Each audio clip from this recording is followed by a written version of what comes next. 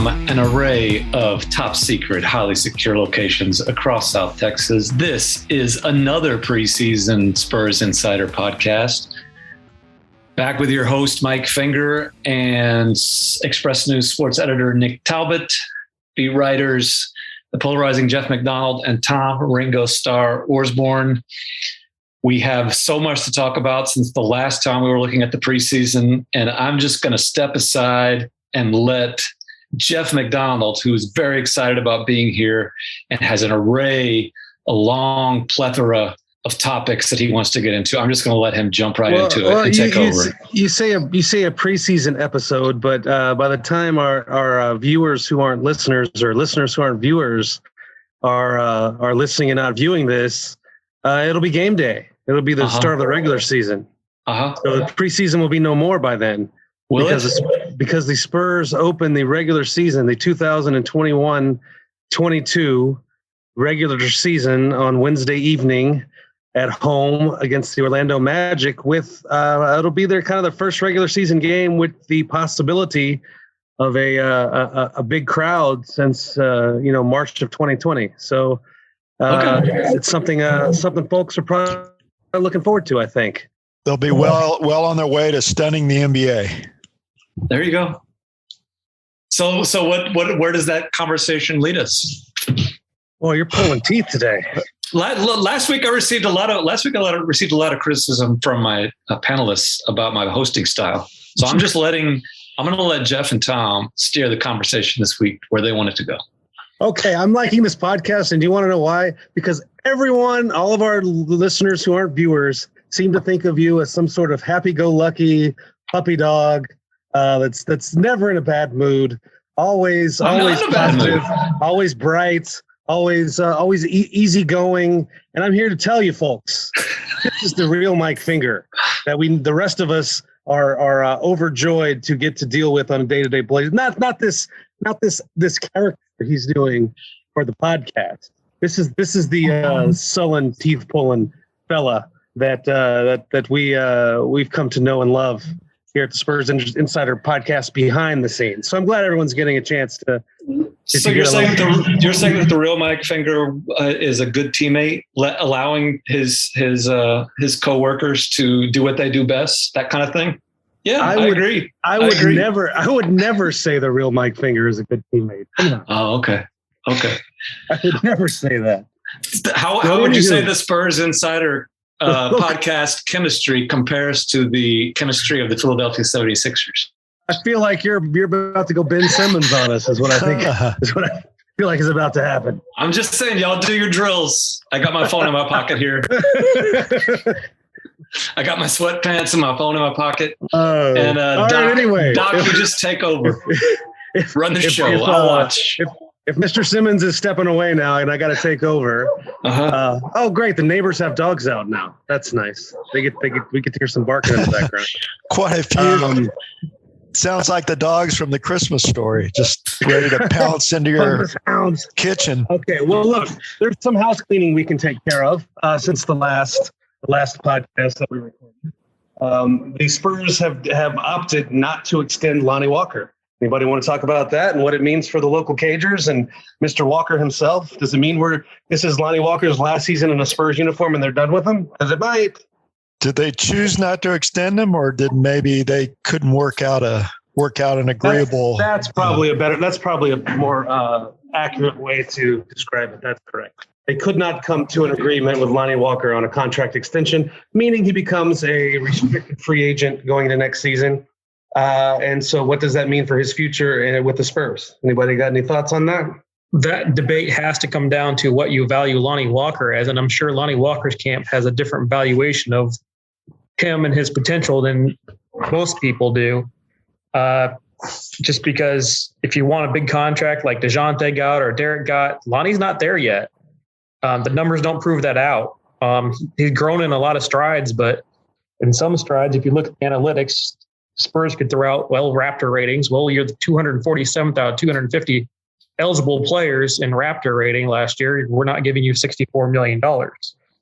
And then Lonnie's camp can go over there and point out to how much he's progressed. It's just, I feel like there's he's still very polarizing in what he can do and what he can't do on the basketball court. And it's going to be a hard decision on what money they're going to spend on him and what he's actually worth. I don't know Lonnie Walker's worth this much. When they gave the contract to DeJounte and Derek, you felt a lot more comfortable about what you're getting, I think. Hey, Jeff, who was the last heading into the fourth year player that the Spurs did not work out a deal with? Jakob Poeltl. How'd that work out? He's still on the team.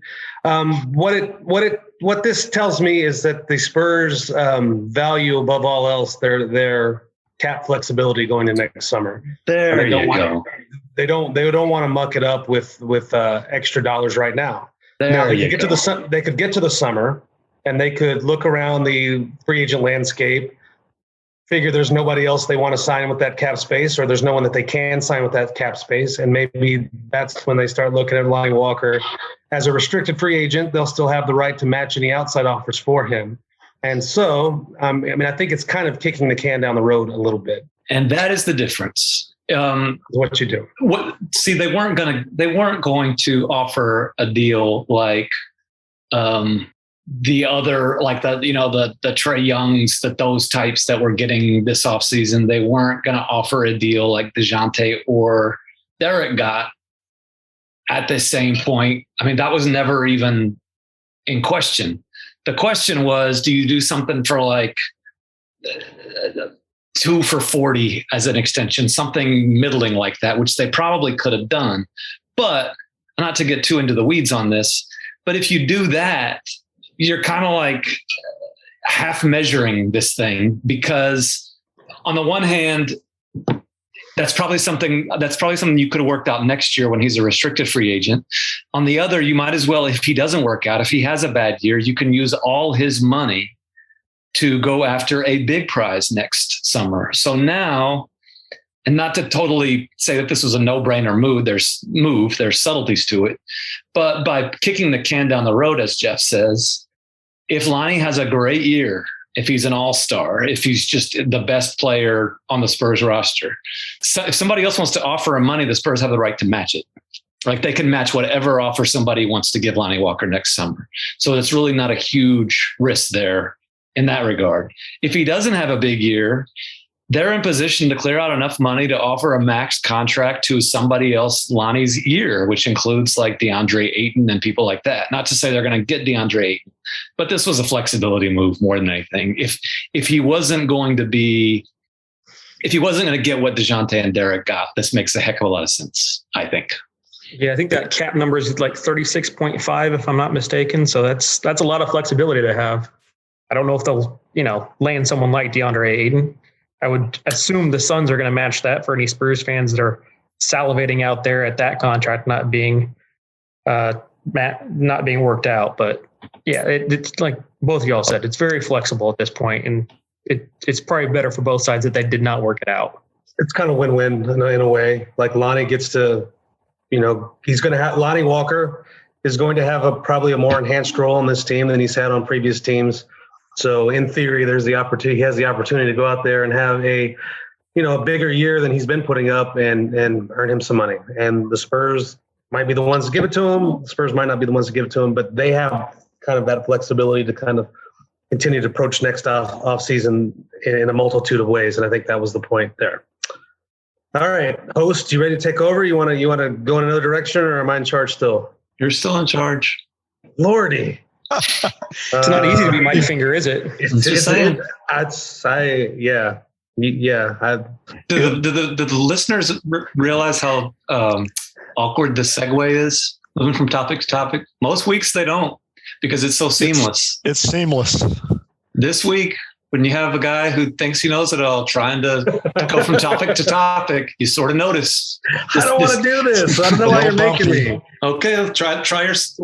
Do you have a segue? Do you have anything to promote? Anything like that? I'm trying to help you out. I've got nothing to promote. No. How about the Spurs Nation newsletter? I think we should really promote the Spurs Nation newsletter. Somebody tell me about the Spurs Nation newsletter. And everyone should subscribe to that, and so they can read all this greatness from Mike Finger and Jeff McDonald that will be coming in the days ahead as the Spurs start the season tomorrow, or actually today, whenever you're listening to this. Yeah. And we were I didn't told even do that as well as Mike did. He's usually much cleaner. So good props to Mike. We were told by our producer before we started that we should solicit reviews, so people should go on. That's a good one as well. To wherever they get their podcasts, and they can review my hosting abilities. People hate me anyway, so I don't know why anything would change there. Okay, keep going. So yeah, keep going. That's about all I got. I'll talk to you guys later. There are no other topics you wanted to discuss? Keep it real, everybody. I'm waiting. I'm just. This is very revealing in terms of. Why? I wasn't asked to do this. Why am I being asked to do this? What are your thoughts on Amino being cut, Jeff? How about we go there? That we could discuss that for like 2 minutes. I think as we discussed last week, it was pretty obvious. You know, he was the guy that was going to go, just because he doesn't have any natural fit on this roster. I mean, I think he could still be a good player in the NBA. He's only 31. He's coming off some terrible knee issues, but I mean, you know, when you're a team like the Spurs that is attempting to go younger, to give minutes to young guys, you have a ton of wings already. You're probably not going to use your last roster spot on a 31-year-old with a history of knee problems. So I think the writing was on the wall there, kind of from the time they traded for him. See, I'm better at answering the questions than asking them. Tom, did you want to weigh in on the state of the roster heading into the season opener on Wednesday night? I'm just enjoying the show here. I've got a cup of coffee and just taking it all in. It's been pretty entertaining so far. It has been. I don't know whether I need to hire Doc Rivers to separate these two or Ted Lasso. I'm hoping I can get Ted Lasso. I think he's a little bit more positive. Since this is a Spurs podcast, the news of the week in the NBA is as we've alluded to several times, the Ben Simmons drama in Philadelphia, and it does call to mind. It evokes, if you will, a memory of 3 falls ago, when your local Cagers made an off-season trade of an unhappy star. And there were those who suggested that maybe they cut bait too early, that maybe they should have just forced the guy under contract to show for training camp. What's the worst that could happen?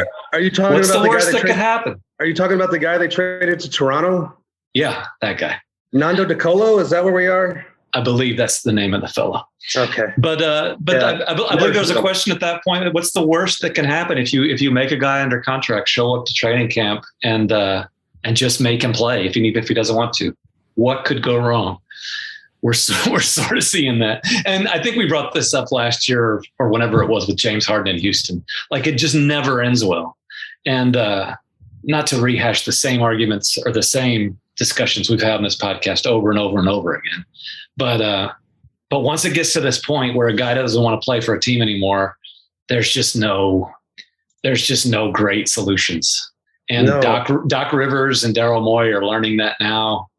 Are learning what Pop and R.C. Buford and Brian Wright and the whole contingent learned back in 2018 with Kawhi Leonard. It's just there's just no way out. And the Sixers are not going to get value for Ben Simmons in a trade that they would have gotten, 6 months ago before he passed up the dunk in that playoff series. It's just sometimes teams are just in a bad spot. And I don't know if anybody wants to add anything to that. Well, I think just to piggyback on what you said, like when you have a guy like that just clearly doesn't want to be there and you force him to come to camp, it just ends up making everyone else miserable and everything else harder. And when you have a guy like that, as me and Ringo have learned, when you have a guy like that around, you just hate coming to work. It's true. When you have a guy that's making everybody else miserable, you just hate coming to work. Yeah. I get it. I get it. Watching, we're taping this on Tuesday afternoon, and we just saw the video of Joel Embiid kind of talking about how he doesn't want to be a babysitter anymore, that kind of thing. I was just kind of thinking about how that team, the Spurs team heading into the 2018-2019 season when they traded Kawhi, still had Manu on it, right? Or had he just? That still had Manu. Manu came the closest to going that route, though he did it much more diplomatically.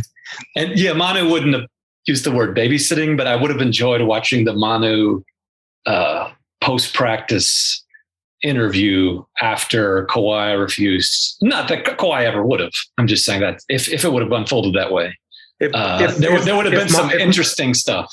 If Manu allowed himself to actually say what he was thinking then? Yeah, that would have been fun. That would have been fun. Well, reportedly, they did it all behind closed doors, I think, although Danny Green, of course, disputed that. But right. That was the season before that, when Tony and Manu are both still around, I believe, right? That's right. Yeah. I guess since this is a Spurs Cups podcast, and we can go there, and the Spurs have been linked to interest in Ben Simmons. What do we think about that? Is that something they should continue to pursue, or we just feel like he's like a third rail at this point that we're not going to touch? I think they're going like any responsible front office. They're going to look, and there's a price point on him where it becomes kind of stupid not to look at it. But I'm not sure that the Sixers are anywhere near that price point yet. I mean, from everything I've heard, everything that's been reported, I mean, that Morey is still asking for a lot. If you have to beat everybody's offer, like, I'm not sure that the Spurs want to be that team. Right. But if it comes down to, I mean, again, we've talked in the newspaper, on this podcast for years and years about a franchise in the city where the Spurs are, in the market where the Spurs are, with kind of the whole circumstances the Spurs have. Like, the way you become a championship contender again isn't to go out and outbid everybody on a marquee free agent.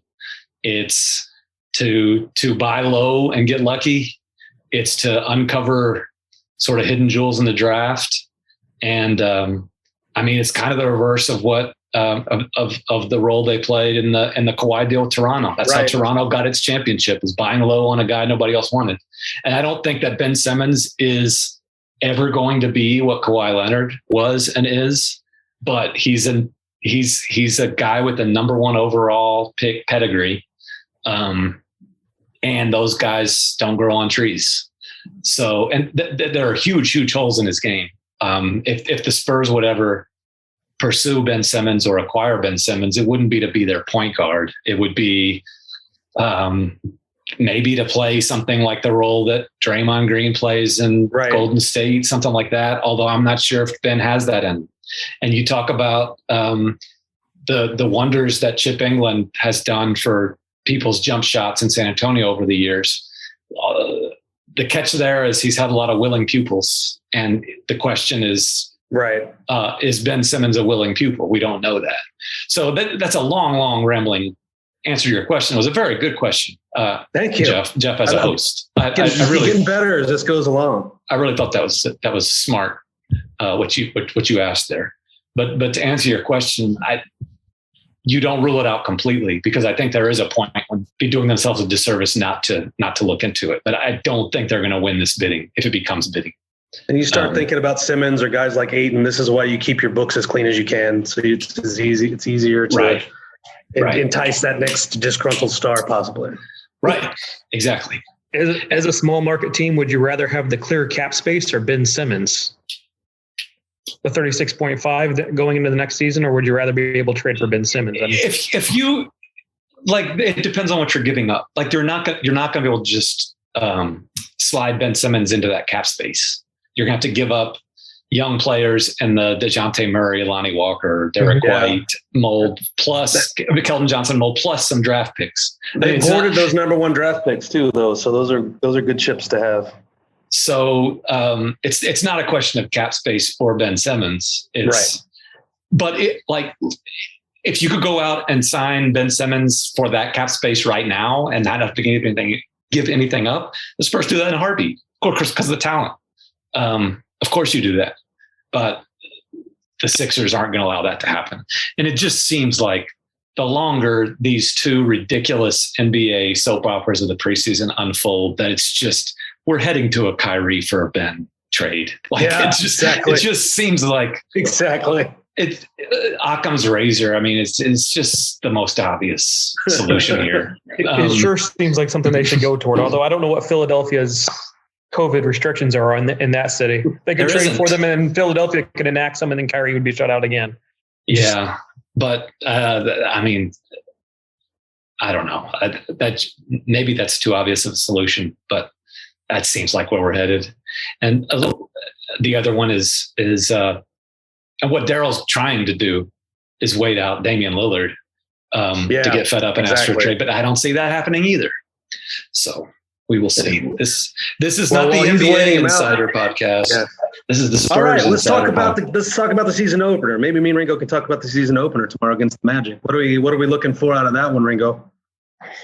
Oh, like I said, Spurs they'll win that game. And wow, you heard it here first. They will win that game. They'll win it in impressive fashion. This is you're like Jimmy Johnson over here. And move on to Denver. Well, they'll probably lose, and Milwaukee, and then they got the Lakers, Dallas, Milwaukee. Yikes. They better take that season opening win if they can get it, because 6 of the next 7 are against playoff teams, and 2 of those 6 are against the team that won the freaking title last year. So there's not a lot of. I mean, when you're projected for a 30-win team, there's not a lot of easy wins on the schedule. You don't have another. Yeah, you don't have another game where they'll be favored until November 5th at Orlando, and they probably won't be favored there either. But I was going to say their first 2 wins of the season could be against the Magic. Yeah. So, but I don't know. I think they're going to play faster. They're going to play. We've probably talked about this before. They're going to play faster. Use that youth. I kind of was interested in what Jakob Poeltl was saying a couple of practices ago about how defensively they're trying to be more disruptive, which sounds like an obvious goal, but also he's saying Pop's telling us he doesn't care if we're actually 100% sound all the time on defense. He wants us to gamble, maybe get out of position to chase a ball, to chase a steal, and do things that way. I think they're really trying to use defensive pressure and force turnovers to generate the running game, the transition, the offense, because I think when you don't have a DeMar DeRozan or even a Rudy Gay, or they haven't had LaMarcus Aldridge in a while, one of those guys that can bail out a bad half-court possession by hitting a tough shot at the shot clock. When you don't have those guys, you can't get stuck in a half-court game very often. So I think they're really stressing using that defense to try to get out and run and not let the defense get set and get easy baskets that way with their young guns. So how well that will work, I don't know. I think it'll work against some teams. I think some teams are just going to be outmatched, out-talented, and it's just not going to matter. But it'll be interesting, fun to watch, I think, throughout the season. Even though I read USA Today ranked the Spurs dead last in watchability, which, I don't know. I don't know if they'll be dead last in watchability. No. It's easy to say, sometimes that makes me chuckle. When the national verdicts come in like that. No, the disrespect. Like who's worse? It's easy to get offended by stuff like that. But be specific. Who is less watchable? I sort of get where they're coming from. The average NBA fan doesn't know these guys. They play at a slow pace. It's not to say that your team is bad or that your organization is worthless. If you're just a random Joe Blow NBA fan in North Dakota, you have no allegiances.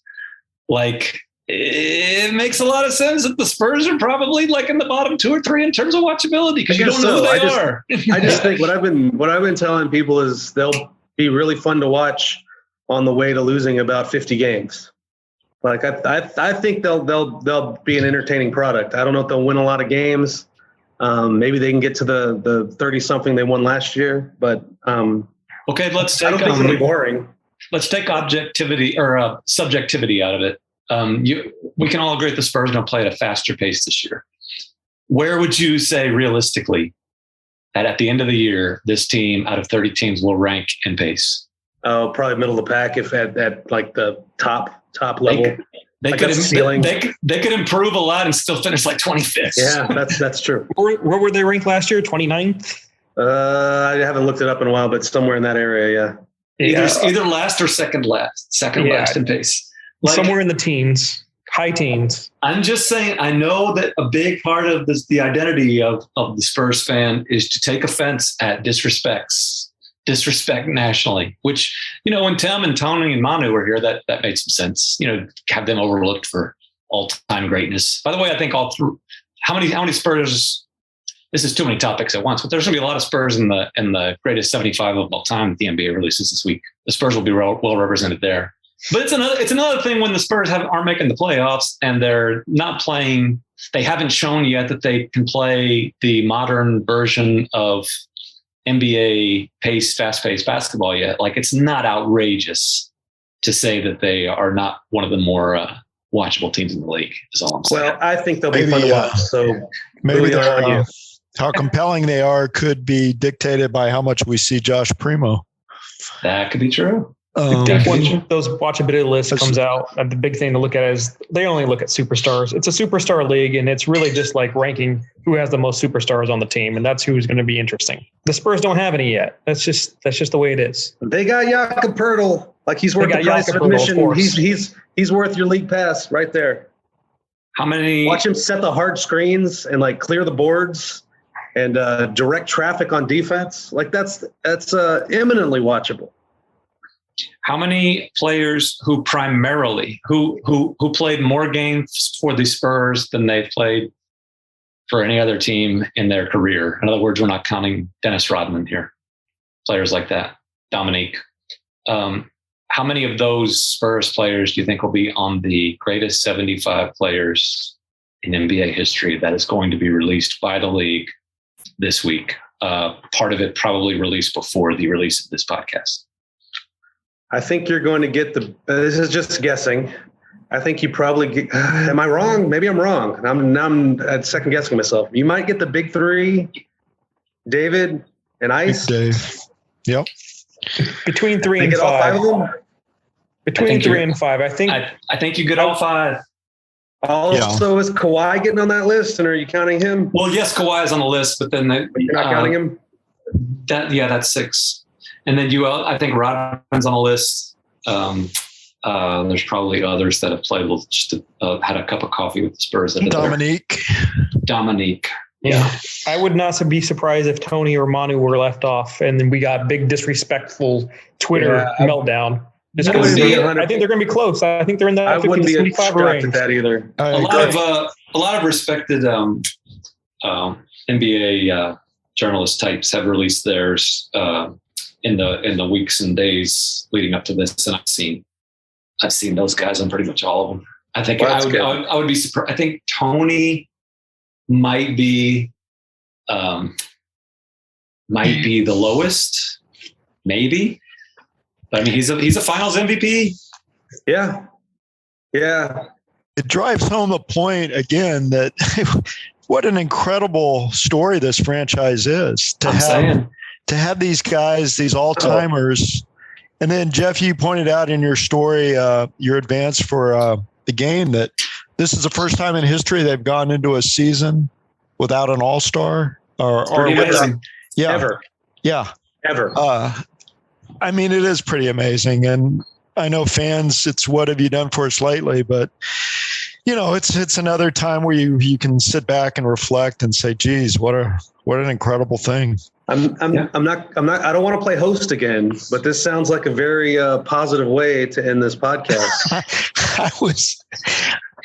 You read my mind. It sounds like where our normal host would kind of slap on his acting chops and pretend to be a happy person. and dear listeners, remember you can find gratitude in so many different ways and so many different corners. I'll let Mike pick it up from there. Keep going. I am not the wordsmith you are, Mike, by any means. So he does consider himself a little bit of a wordsmith. I'm not doing that. I know better than that. I know my limits. I don't have the BS gene that you do. I know I'm a dark cloud. Sometimes understanding. That's a positive. And if you understand that you're a dark cloud, that will enable you to be more content and enlightened in your life. If you just understand your own limitations. Self-acceptance. The polarizing Jeff McDonald understands his limitations in that he cannot be someone who is ever pleasant, and that makes him that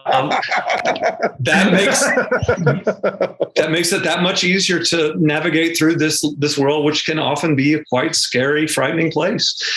Tom Ringo Starr Orsborn, one of the more chipper, just happy people that I know, he understood that he didn't want to finish the ending here because it made him uncomfortable. And sometimes recognizing when you're uncomfortable and acknowledging that can be an important way to just keep your sanity in life. And the local cagers probably are the least watchable team in the league going into this season based on what they've accomplished so far, but they recognize that and they're not going to complain. They're not going to throw a fit about disrespect from the national media. Who cares what the national media says? It doesn't matter. It doesn't affect their own value. It doesn't affect what they mean to each other, to their families, to the people who pay to watch them play. Heck, they're lucky to be around. They're lucky to be living. They're lucky to keep going, and they're lucky to be keeping it real and to be taking care of each other. And the rest of you should too. We'll see you next time. Peace.